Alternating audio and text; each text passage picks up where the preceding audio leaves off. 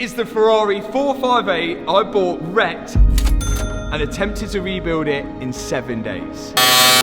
No! Oh yeah, but we could only get so far. None of this lines up. We got a lot of the structural repairs done and even fitted a new rear quarter. Yes! But there was only so many parts we could get in those 7 days. And we found that some of those parts didn't even fit. But today, we're gonna finish it for good and get it back on the road. Come on. At least, that's what we thought. Whoa, whoa, whoa, whoa, whoa. The whole car just said enough and just shut itself down.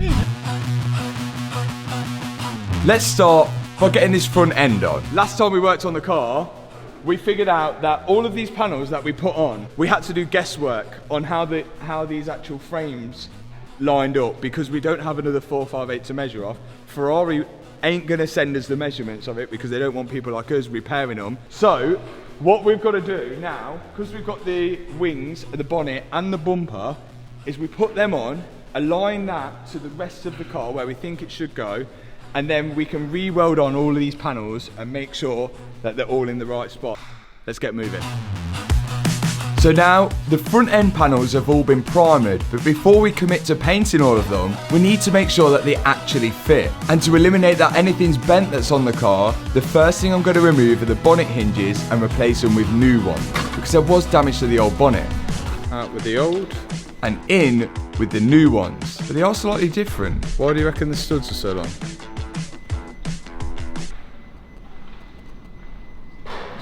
It's universal, you just cut it down to the size you need. At this point, nothing is surprising with this Ferrari. The studs on the bonnet hinge are way too long, so I'm handing them over to Liam so he can make them look more like the originals. How can you trust me in well? I'm a very trustworthy person.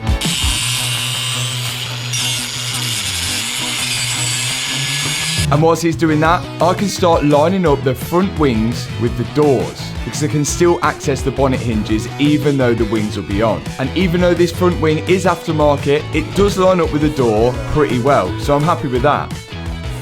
And whilst I'm doing that, we've got Bob from the machine shop continuing his work with the rear quarter. This time, starting to get the dents out of it, because we got it a little bit cheaper because it was damaged. This wing's on. We're not going to reference this door because if you remember in the last video as well, the door was all over the shop, but we've got new hinges for the door as well. We've got to put them in.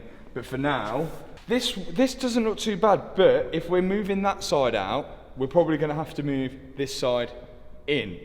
Perfect way to see though is to fit the bonnet or the hood if you're American, but Liam has not finished painting his hinges yet. Promise drawing. Matt took the GoPro. Eventually, Liam got some paint on the hinges, and there was also a bracket of the headlight to fix.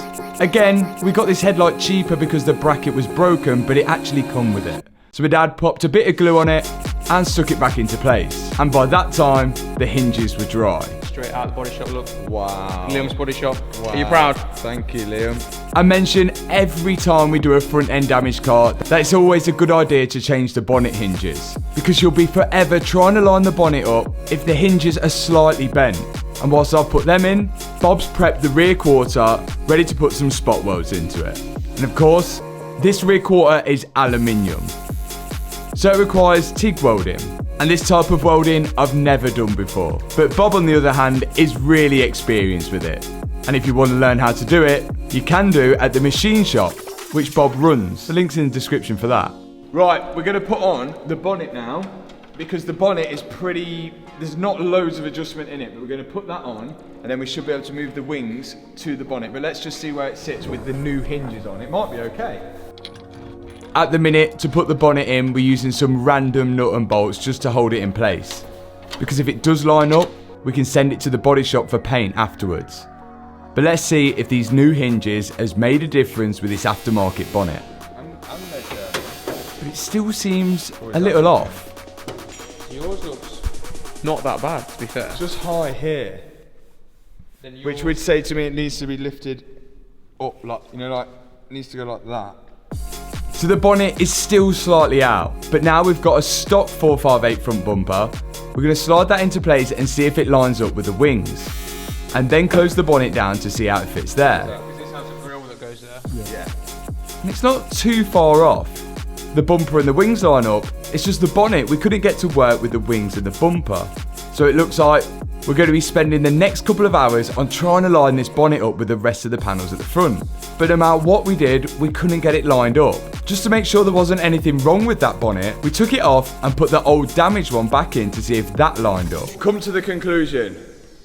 The stock bonnet lines up like, it's not fully on, but the stock bonnet isn't high in the places that bonnet is high. And look, you only have to look at this. If you come down here and look at it from here, if you go low, look at the distance between the floor and that there, and then the floor and that there. Like, it's fully twisted. The standard bonnet, we sort of bent back into place, but obviously this is gone. You can't do it. It's all kinked up and broken. So I'm going to have to order a standard bonnet. Right now, the car's booked in at the body shop, so we can't continue much with the front end. Our main concern is getting the quarter done. Liam's taking the PPF off the door on the right hand side because they're going to have to paint all into that side to match it all up. The rear quarter is nearly ready for paint, so Bob's welded on everywhere down here, all down here, but we just need to get this car ready for the body shop, and when we get the car back we should be able to reassemble it all, but we just need to make sure that this rear quarter is on, ready to go. Let's get it to the body shop. Conclusion, the aftermarket bonnet doesn't fit as well as the original bonnet, so I'm going to have to order an original one and just hope that my theory is correct. All we're doing now is just prepping the car for the body shop, so we're taking off the storage panel at the back for where the roof goes, just so Bob can access the rear quarter a bit more to put in a few more welds, and once he's done that, the car's ready to go to the body shop. Now we have managed to get the car running and driving, so my dad's going to drive it out. Then we've got to pop it in the trailer, and it's going to be at the body shop for about a week.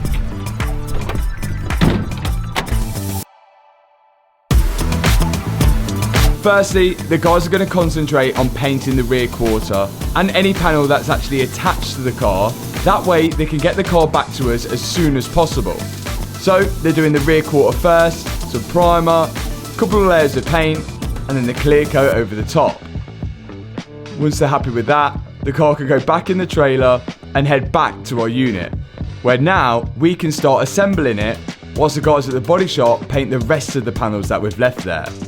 The last thing to paint, hopefully, which is all of the exposed metal here, and just to have a look, we've got the example of how Ferrari painted it, and they forgot to paint the bottom, which is fine, so we can also forget to paint the bottom, and then they got just kind of like a bit of a splatter there. So we're kind of trying to go for the same technique. First we're going to use a little bit of etching primer, then we're going to go straight in with the red. Let's go. Again, like the body shop, I'm applying the primer first onto the bare metal, but unlike the body shop, I'm using an aerosol can. But all of this framework, I think, was only painted just so it stops it corroding rather than looking good. So I don't think I could do any worse than a job than Ferrari, I hope. Once the primer's on, I'm going to go over it with the aerosol, which is colour matched to the body colour paint. A few layers of that, and it's complete. Do you know what? That paint actually looks quite good. It's not bad, is it? No, that's alright. Maybe I painted a bit more than Ferrari did on that side. Yeah, look. Ferrari must have run out of paint there, because I still had some left. Looks actually alright, and we've done a Ferrari job, like handmade, a bit of rattle canning.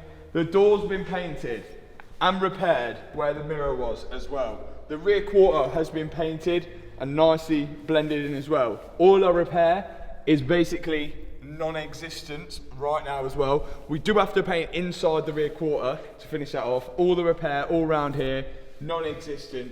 Panels are lining up good. It looks like a Carrera GT at the minute. We do need to put the roof hood thing back on as well.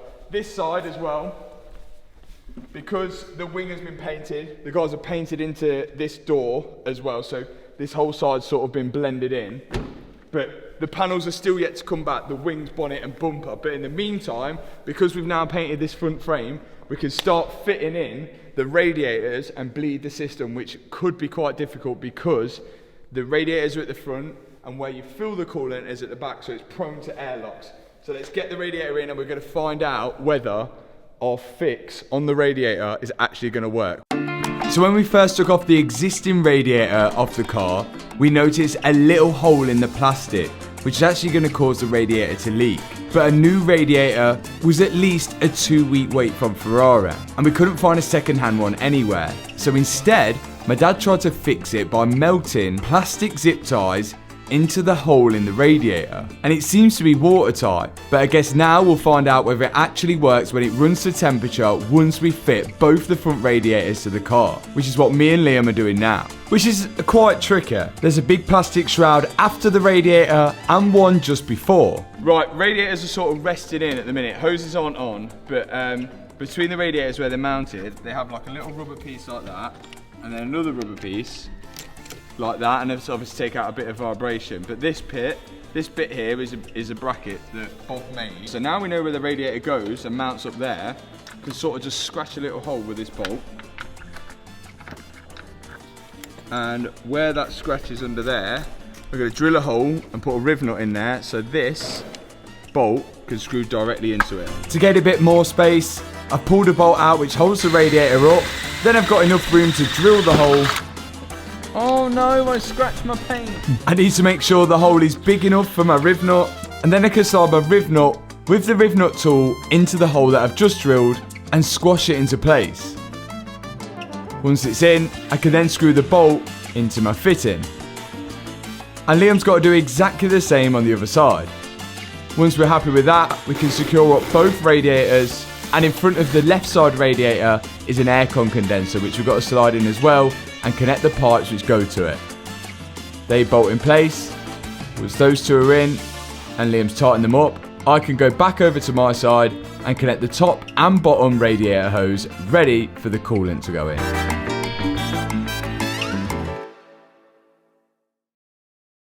Right, because the radiators are at the front of the car and the cooling system and the engine is at the back of the car, there's a long way for the coolant to travel, which means there's a long way for air to be stuck in as well.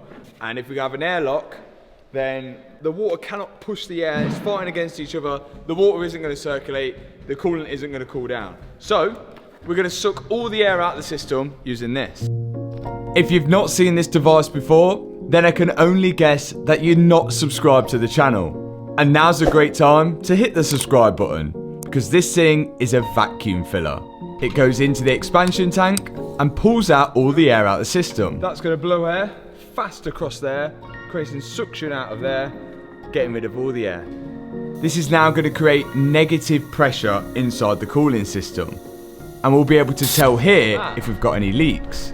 You can see the hoses are completely collapsed at the front and it's holding vacuum. Just got to hope repair holds up to negative pressure, then it's got to hold up to positive pressure with heat.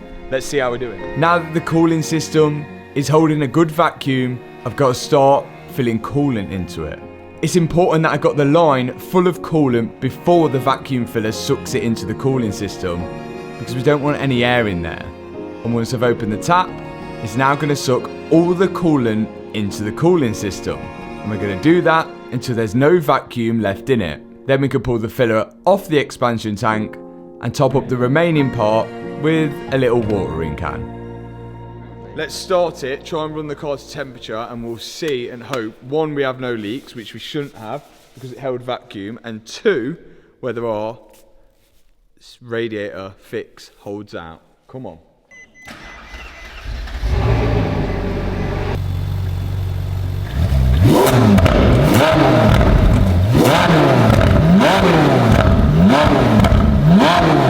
So we can't see the coolant temperature because it's saying that the roof hasn't completed its cycle, but for the roof to complete its cycle we've got to put the roof on. So let's put the back half of the roof on, then it will know that it's on, and we should be able to see the coolant temperature. So let's do that. This is the first time we've ever worked on a 458, so we're learning all the little quirks as we go along. Me and my dad are now putting the back part of the roof on, and we're hoping once this is all on, we can complete the roof cycle, which means either opening it or closing it, and then I should be able to scroll through the dash to see the coolant temperature. That's the roof down, and I can scroll through the dash now. Ah, there. Coolant temp, oil temp. Yes! Let's test it. Right, we're at 80 degrees. Should get some fans coming on at about 90. This bottom hose is getting warm. And so far, no leaks. Yeah, it looks dry to me. Now it's starting to get to temperature though. Getting up to 90 in a minute. Oh no. Oh no. Oh no. Rev it, rev it. Yeah. Oh. Everyone said that that wouldn't work. You were right then.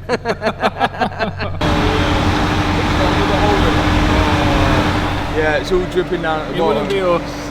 No. Oh yeah, look at all that. It seems like the heat completely melted the zip ties we put in. The situation is, we can't get a radiator. It's a 2-week wait from Ferrari. So we're gonna have to, like, the repair worked to an extent, but I think we just need to go at it a tiny bit more, trying to get some more penetration on the plastic weld. And I think it will hold out, because it's just sweating. There it is, look. It's just, oh, look at that. Ready? Just lift that up. Pause out, look at that. We have to let the pressure die down once it's cooled down, and it wouldn't be us if we didn't get coolant on the floor when putting coolant in the car. There it is. Come on, I'm sure we can get this fixed. Right, see if we can fix this radiator. Not meant for this purpose. My dad's back at it with the zip ties. Trying to fill the hole and get some more penetration on the plastic. To get something else. Right, choice of two, because they didn't have JB weld. Epoxy putter for the toughest jobs on planet Earth. Waterproof, plumbing applications, automotive applications, gap filling, household repairs, and withstands extreme temperatures. Or option two is epoxy crystal clear, also for the toughest jobs on planet Earth. Withstands extreme temperatures, but only up to 82 degrees. It's got to be that one. It's got to be that one. So we're going to attack it with the putter. I wanted to be sure it was nice and dry before I applied it, so I emptied out all the coolant that was in the radiator. Then this putty you open up and mix together, which activates it. Then I just plaster it all over the radiator where the hole is. And you're supposed to leave it to set for 24 hours. Right, we'll see later on in the video if that's worked. For now, the wings should arrive so we can start putting the wings on. That stinks. Here are the front wings, or fender if you're American. Before we fit them, we've got to drill out a few more holes where the emblem sits into, because the holes in these ones weren't big enough to fit it in. Then we can slide it into place. So the badge, or the emblem, is nut and bolted, but I'm surprised that Ferrari didn't weld this on as well. I think the only reason they didn't weld it is maybe they couldn't get to it at the back. Or for the other stuff, they've nut and bolted and welded. They like to make sure. I think there's a nut and bolt guy and a welder guy, and they don't talk to each other. It's really interesting finding out how this Ferrari is built, and you can 100% tell it's hand built, which is pretty cool. But that's memories. Now that the emblem's on the wings, I can slide the wings onto the car and line them up with the doors. The body shop have moved the hinges on the passenger side door to make sure it lines up with the quarter. With that? So all I've got to do is make sure the gap between the door and the wing is right, and it looks good on both sides now. Time for the new bonnet. This is a standard bonnet, and it cost me £3,000 brand new. But there's nothing I could do about it. The aftermarket bonnet just wasn't fitting right. I just hope now the stock one does fit, because we've committed to it now. The emblem's on the front, then I'm going to slide this washer pipe through the inside of the bonnet and then clip on the washer jets. Yes. And then slide them into the bonnet. Insert. Wash. Go away. Go away. Yes. Yay! Yeah. But this all could change when we put the bumper on. I think, well, how long's it been since we put this on? About 6 hours. 6 hours, close enough to 24, isn't it? Should we give it a try, see if it leaks? Let's run it up. Here goes nothing. Let's run the coolant up to temperature and all eyes on our repair. This has to work. Come on.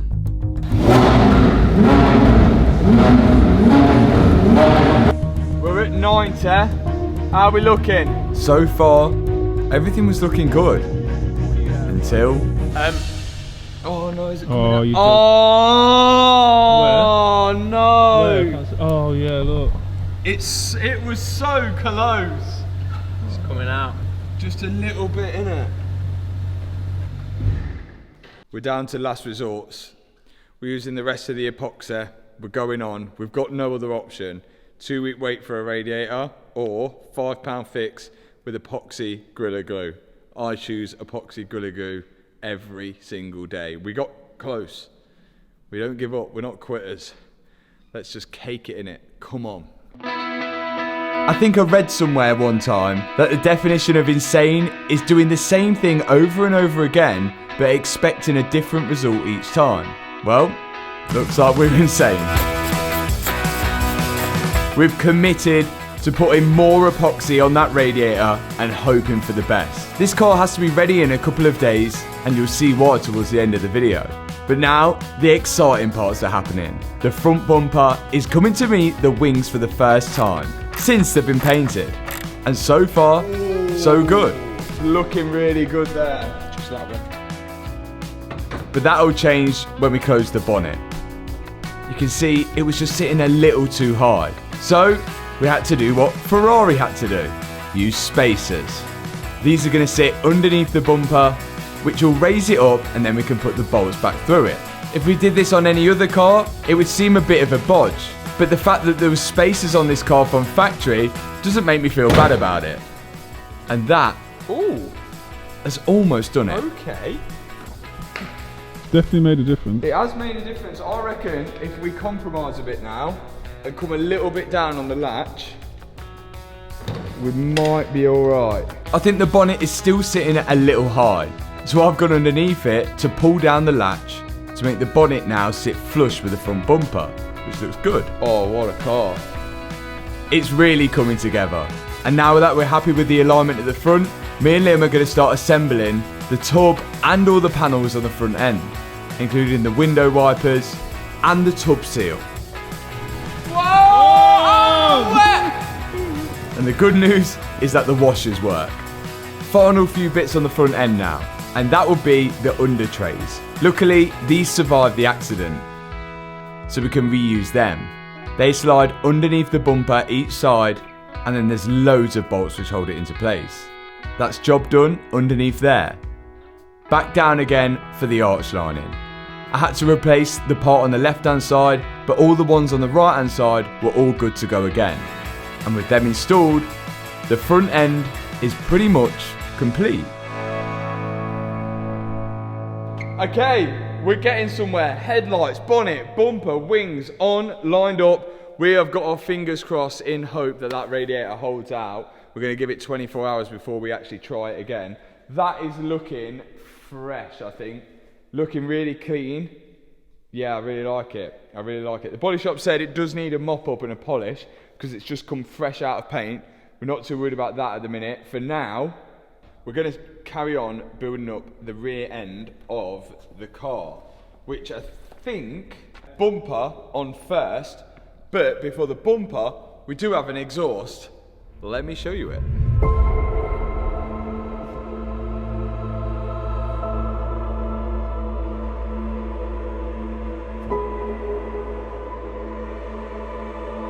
Here is a full Valvetronic system, equal length headers,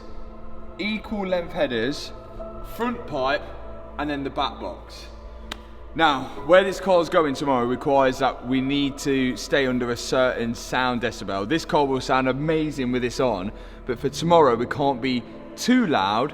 So I think it's going to be a better idea if we just put on the rear section now, which will just give it that little bit of tone, and then the rest possibly we put on later if everyone subscribes to the channel. First off, back box.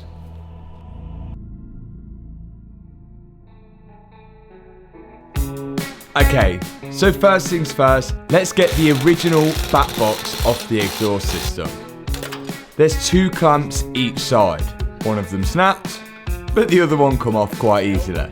After that, there's loads of exhaust hangers which hold the exhaust to the chassis of the car. We've got to undo every single one which connects the back box to the car. After that, we're going to need to undo this bracket here just to give us enough room to wiggle the exhaust out. Final few hangers now which I'm undoing. Then there's these hoses which connect to the valves. They've got to be unplugged, and then I'm actually going to disconnect the pipe which connects the 2 back boxes together, which took a bit of persuading. Once that's out, it'll be a lot easier to remove the back boxes, one on each side. Oh, yeah. And you can see the difference in size between the stock one and the Valvetronic one. Old back box off, so now we've got standard exhaust headers, catalytic converters straight out. The old back box is massive compared to that. Then you have the standard valve, so the valve will open or close, and I guess there's some kind of redirection inside the back box. So the exhaust gases always take the fastest route. Engine gets vacuum, it'll probably open the valve to get louder. On the Valvetronic system, I can plug it into an electronic one, so I can do it with a button, but I think I'm just going to stick with the stock one because it's still got the vacuum thing that I can plug the vacuum line onto, and it should still work the same as standard. So once you start revving it and it builds up a vacuum, that will open, and then the exhaust gases go down here into the silencer and out through the back. But when this is open like that, this will go down here and straight out the back. So that's going to sound pretty cool, but we need to do the obligatory start up without the back box to see what it sounds like.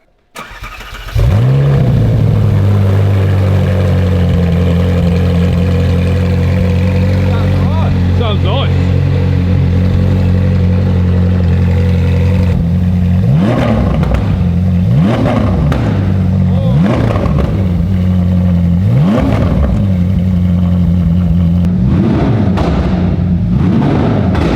It's not got like the tone, has it? But it's got like the bang. It sounds like deeper now.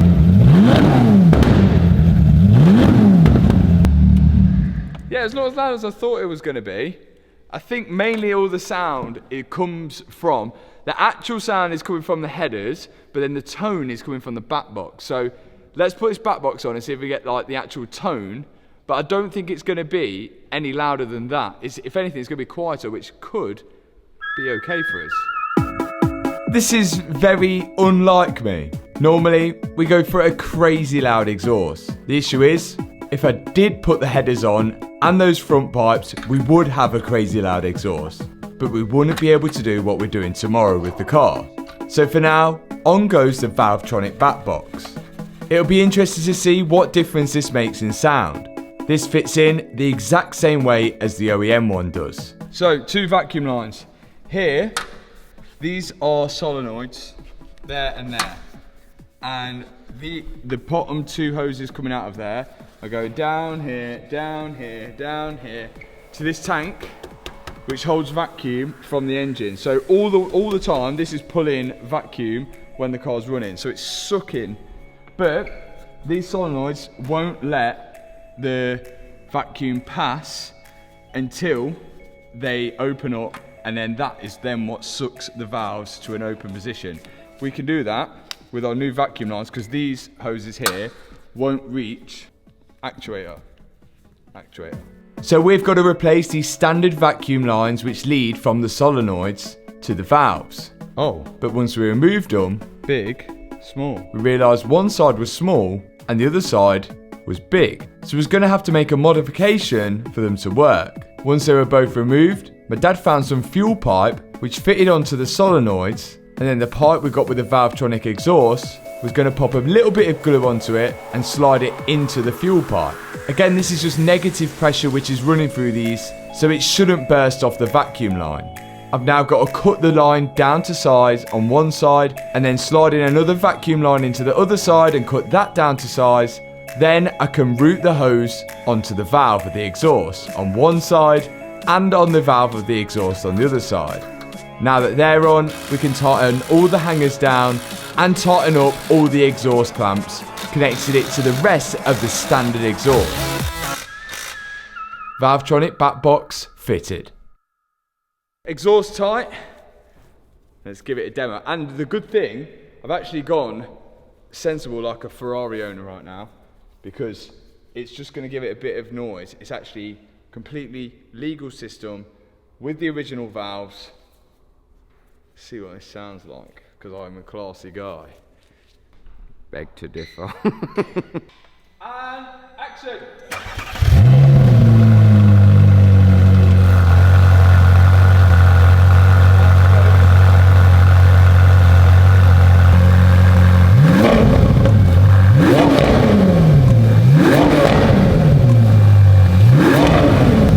It's a little bit loud to stop. It sounds. That's such a good sound, that is. Yeah, it's like quite a nice sound, that, isn't it? What do you think? It's not a lot of difference from before. It's a bit more raspier. It's quite nice. It's not too loud. I can still have a conversation behind the car, unlike the SVJ where it's just game over. Pretty good though. Let's start assembling the rear end. So with the exhaust on, we can now start fitting the rest of the body panels. First off is this panel which sits just behind the engine, which has a brake light in it. Pop all the bolts in for that. This is how it come out. 4 washers underneath. And Ferrari used 4 washers to space out the bottom of the panel to make sure it aligned with the bumper. So I'm just going to put in the same 4 washers that come out on each side. Now we find out whether it's like that or like that. We did put the same amount of spacers in as usual, but we have put this bar in, and that's what that sits on. So, and this bar, there was no really like proper place to put it. So if the gap is a bit bigger at the top of the bumper, then we've got to take out a spacer to lower it down. Same on that side. So that's why the spacers are in. This will sit flat, nice there against the bumper. And here is the new bumper, which I managed to find on eBay. And as a bonus, it's got little carbon bits in it, which I think are optional extras. We've transferred over everything off our bumper, which was good, like the camera and the parking sensors. That was pretty good. That does look quite good, doesn't it? Got it painted, and then we could fit it to the car. And so far, it's lining up pretty well. All we've got to do now is bolt it to the car, clip in the electrical connectors to the parking sensors and the rear camera, and then we can fit the rear lights. The rear lights slide in on each side, and then there's 3 nuts on the back of them which you can get to through the rear arch. Not forgetting to plug them in afterwards. It's really starting to look good now. Yeah. Once the rear bumper's on, I can now do the final fittings in the engine bay, which is all the engine covers on the left side and the right hand side, which really smartens up that engine bay. And finally, the car can go back in the air, because of course we need to fit the rear diffuser. Luckily, this was undamaged in the accident, so we can slide it into place and put in the original screws, and it's almost like it never happened.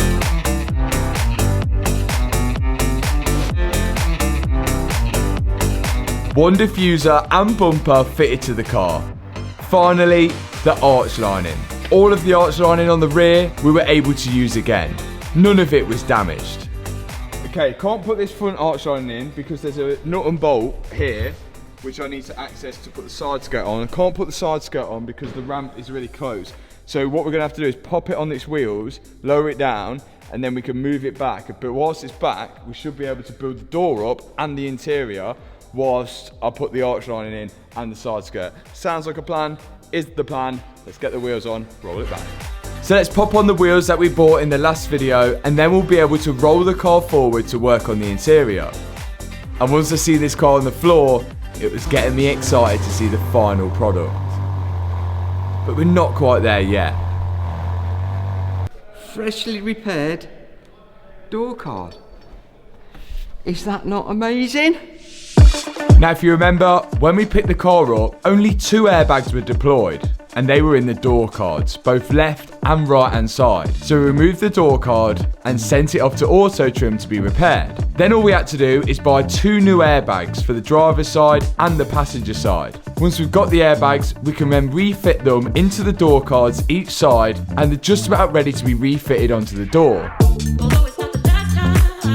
Whilst my dad's doing that, I bought a wing mirror glass, and I had to buy this one new. The 2 electrical connectors which clip onto the back of the mirror are for the heat, and then it just pushes into place. Once I've done that, I can jack up the left hand side of the car, remove both wheels, and it's time to fit the side skirt. One freshly painted skirt of the side, or if you're from America, they call these rockers. Once I've fitted the plastic bracket which it slots into, I can then push the side skirt in place, and there's a bunch of bolts underneath it and a few on top. Then this carbon Ferrari kick panel just sticks over the top of the bolts. I can now finally put in the nut and bolt which connects the side skirt to the rear quarter, and once that's in, I can now fit the arch lining at the back. Moving on to the seat belts. These have come back from the airbag team after the explosive in them had been replaced, because when the airbags go, the seat belts will deploy as well, locking them out to hold the passenger and driver into the seats. But now that they've been reset, I can refit them back into the car, and once I've refitted them, I can start reinstalling all the leather trim which covers over it. Job done here. Then finally, I can put a door seal in and the kick panel on the right hand side. Right, this side of the trim is all in. The car does need a bit of a clean out. We're getting there. Seatbelt is in. Seatbelt attaches to the seat, which we're going to put in. Still don't know whether this car drives without any faults. It's going to need a 4-wheel alignment. But right now, the time is 11:30 at night. And we've got to have the car ready for 6 o'clock tomorrow morning, because we are going to be driving it somewhere, which you will see. So, because we don't want to stop and order food, we've got the perfect meal replacement, which is one of the many Y Foods, of course. Now, Y Food is a meal replacement drink. It's not a diet drink, it's not a protein shake, it simply replaces one meal throughout the day and makes sure you're getting all the vitamins and minerals that your body needs up for your next meal.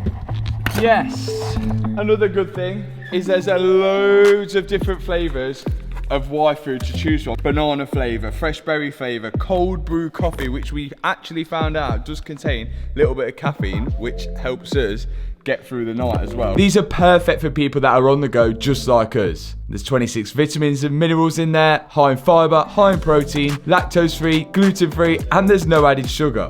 On top of that as well, they've released the Y Food snack bars. Again, full of all the good stuff to keep your body full up to your next meal. Boom! Yes! Question is, has the airbag light gone off? And the answer is no.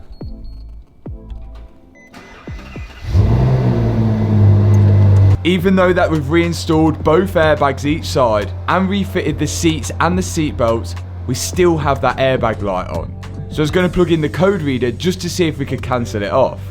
But once we read the codes, there were still 11 faults in the airbag system. Front driver airbag stage 1, front driver side pre-tensioner, crash data on front driver side airbag. All of the faults in the airbag system were still there. And you can see that the ECU memory was locked. So it might be the case that we have to remove the airbag ECU, which will be somewhere bolted to the chassis of the car, and then get it reset manually outside the car. But if you want to grab a taster pack from Y Food, the link is in the description box below, and appearing on the screen right now is a discount code, where you can find your favourite flavour for a little bit cheaper as well. Really good value for money, the taster packs. Right, let's go drive this thing and hopefully it works. Unfortunately, we didn't get time to fix the airbag fault because today we had an appointment and the car needed to be ready. But despite the airbag fault, the 458 was complete. She looked great. She is done and looks amazing. You may notice that we're on a racetrack, and last night we was up till about 3:30 in the morning finishing the Ferrari off. Now, we haven't actually got it MOT'd yet because we need to get that airbag light off. But what better way to shake down the car than to take it to the Top Gear test track.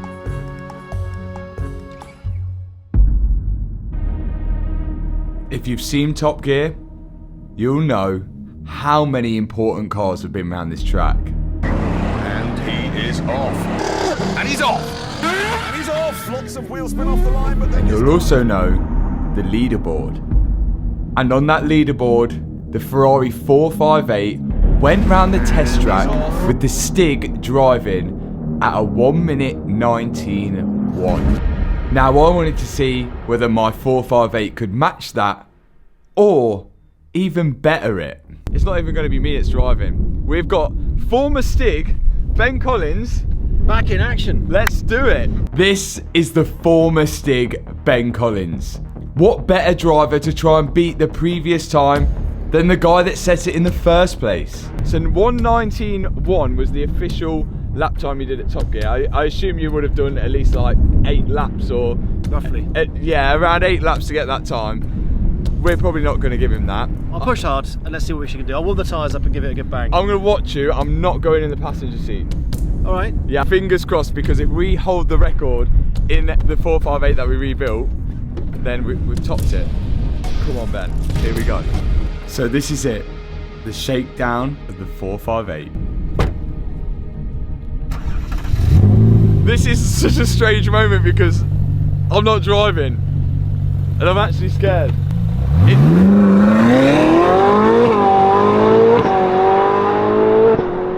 Sounds good. Oh, it sounds good, and that's just with the back box. He's sent it. Now this was just Ben's warm-up lap, just to make sure everything was working. So far, so good. Well, the brakes work. That's always a relief. Don't know why, but it's more body roll than I remember back in the day. Could just be because the car's getting on now. It's hard to believe it's over 15 years ago this model came out. So it could just be the suspension's a bit more tired, or it could be Matt's handiwork. How's he doing? The car's still in one piece. And also, can you tell I've got a Ferrari? Yeah, I like your t-shirt. Go Ferrari! But once the car got to the final corners, it started to go a little downhill. First lap complete. Oh, first sign of trouble is the gearbox. So, gearbox is slightly doing its own thing there. As Ben come out the last corner, the gearbox started to shift up gears, even though it was in manual mode. Any good? The gearbox did something strange then. When I got slightly sideways, I don't know what went on, but whatever's happened to the traction system told the gearbox to do something, and it wouldn't change, and it did its own thing. Shift. Obviously, I want to give it a shot in case there's a problem with the gearbox, so we may as well just send it and go. Send it. I think send it, yeah. With Ben fairly happy with the car, he gave us the all clear to set his first lap time. 3, 2, 1, go! That's flying! Oh, he's locked up! Whoa, whoa, whoa, whoa, whoa. Whoa, whoa, whoa, whoa, whoa, whoa, whoa. Whoa, whoa, But then it all went wrong. Bloody hell, Matt. Oh my God. What is going on? Oh! what is going on here. Alright, total system failure. Definitely no ABS at the first corner. The rear broke free, locked the rear axle. That's what probably knocked it out of gear as well. Alright, let's cycle this poor car. Oh dear. Alright. Let's... no.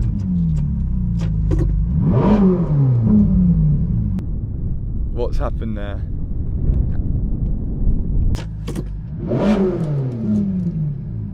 The car looked like it now had a mind of its own. I'll give it another go. Alright, it's given me a little warning. So I can learn from that. I'm going to brake a little more smoothly for the first corner. And I think I need to drive this car like it has no ABS. Probably because it has no ABS. Now the only thing I could think of here was of course that airbag module, which should sit in the centre of the car. Now of course the fault is that it's locked. We need to reset it after the accident to know that it's okay to drive, but we haven't done so. Now inside this airbag module, which bolts to the centre of the car, it has a yaw sensor, which detects when the car is accelerating, decelerating and turning round corners. These sensors not only tell the airbags when to deploy, it also can help the ABS and the traction control to tell the car when it's locking the wheels or braking traction. Maybe because we haven't reset the airbag module, the whole car's confused, but this is only a guess. I don't know if it's something that you tune into your cars, but when I braked at the first corner it had no ABS. Yeah. And the tail went, what do you mean yeah? I'll give it another shot. Yeah. So I'm just going to need to moderate that first corner to get round it. And then to finish you have to first finish the back. But despite that, Ben was going to give it another shot.